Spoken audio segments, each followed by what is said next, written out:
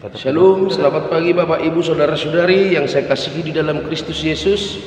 Kita kembali lagi bertemu dalam renungan harian dari HKBP Resort Surabaya pada hari ini, hari Rabu 19 Maret 2025. Sebelum kita mendengarkan firman Tuhan, terlebih dahulu kita berdoa.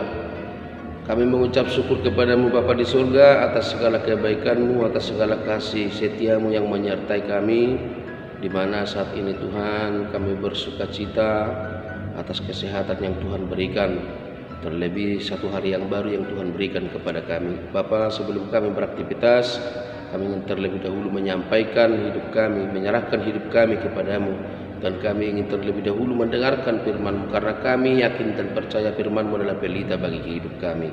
Untuk itu Bapa, ajarlah kami supaya kami mengerti firman-Mu dan mampukan kami melaksanakannya di dalam kehidupan kami sehari-hari. Di dalam anak-Mu Yesus Kristus kami berdoa. Amin.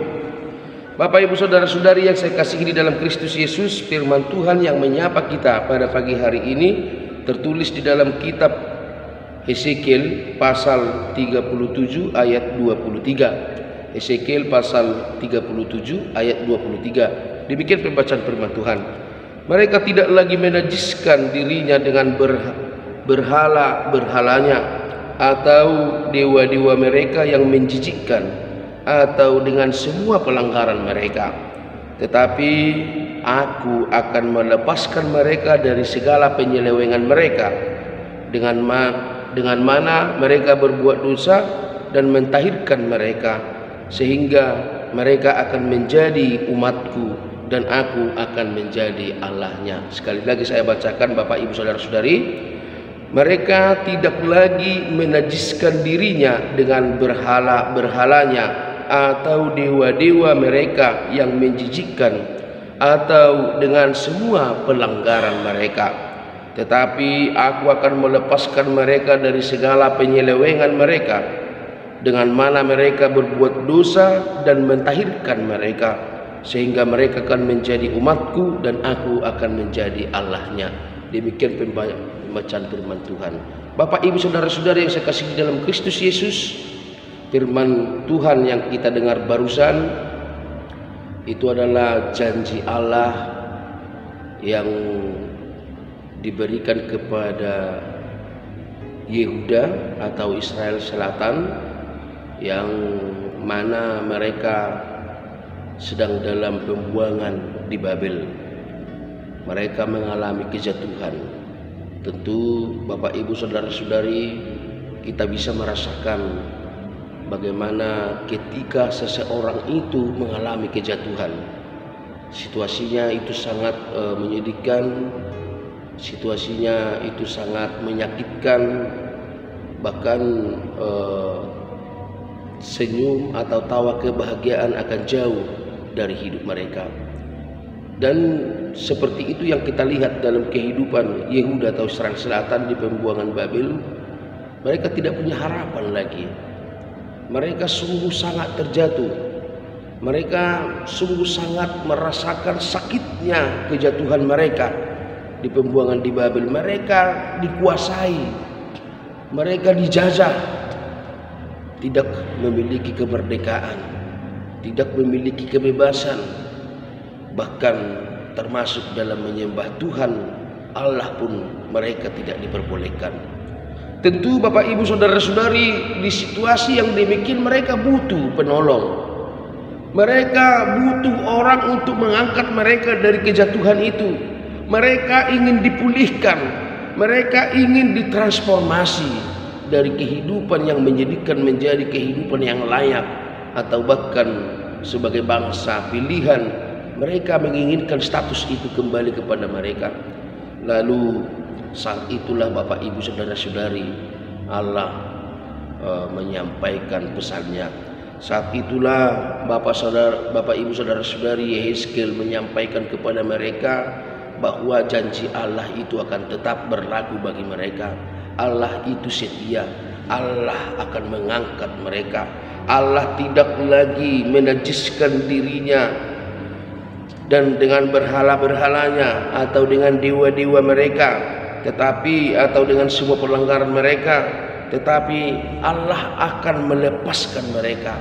Allah akan memberikan kelayakan lagi kepada mereka. Allah akan mengeluarkan mereka dari perbudakan di Babel itu, pembuangan di Babel itu, dan mereka akan dibawa ke tempat yang Allah sudah janjikan kepada nenek moyang mereka. Dan di sana Allah akan terus memberkati mereka, dan sehingga mereka akan semakin mengenal bahwa Tuhan Allah itu adalah Allah yang Maha Kuasa dan mempunyai kuasa wewenang untuk keselamatan hidup mereka. Itu yang kita lihat di dalam nats ini, Bapak Ibu Saudara-saudari. Dan melalui nats ini kita harus juga memahami bagaimana situasi orang yang terjatuh. Bagaimana ketika kita terjatuh itu sangat menyakitkan. Bagaimana situasi ketika kita terpuruk. Bagaimana situasi ketika kita sepertinya tidak dianggap oleh orang lagi. Bagaimana ketika kita mengalami kesakitan, tertekan habis, dan kita sangat butuh penolong. Kita sangat butuh penolong. Untuk itu nats ini mengingatkan kita, Tuhan itu adalah penolong yang sejati. Tuhan itu adalah Allah yang memulihkan.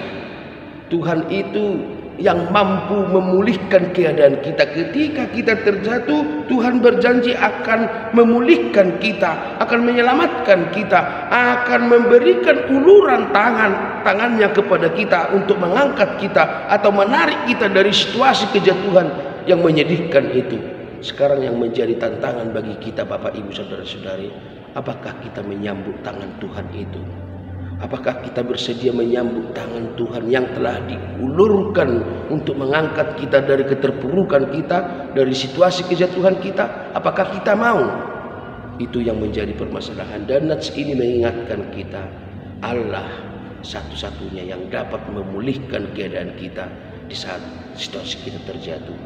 Maka percayalah kepada Tuhan. Ketika Dia mengulurkan tangannya, sambutlah tangannya, supaya segala kejatuhanmu bisa dipulihkan, segala bebanmu bisa dipulihkan, keterpurukanmu bisa dipulihkan, sehingga Dia menyebutkan bahwa kita semua akan semakin mengenal Dia dan menjadikan Dia menjadi Allah yang sejati, Tuhan penolong bagi kita. Semoga Bapak Ibu Saudara-saudara, nats ini menyadarkan kita, ketika kita di situasi terjatuh, ingatlah Tuhan mampu memulihkan kita.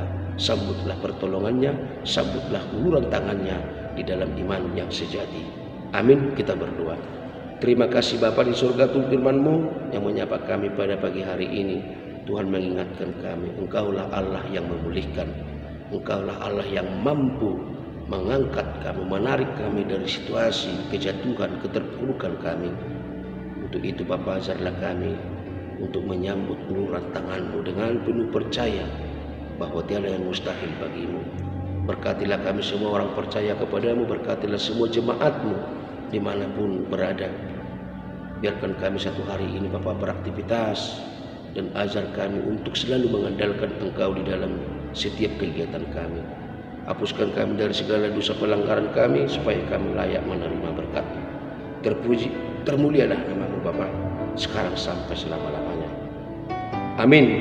Selamat pagi Bapak Ibu Saudara-saudari, selamat beraktivitas, Tuhan memberkati.